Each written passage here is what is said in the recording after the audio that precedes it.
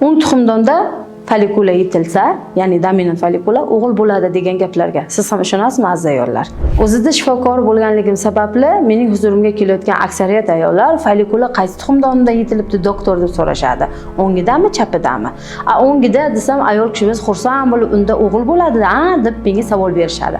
Aziz ayollar, bunaqa gaplar bilan o'zingiz ovutmang. Sababi sizni folikulangizga qarab o'g'il yoki qiz bola bo'lishi bu jinsi farqlanmaydi. Sababi X xromosoma sizda, XY xromosoma esa erkak kishida bo'ladi. Shuning uchun ham siz o'g'ilga ham, qizga ham XX xromosomalarni berasiz.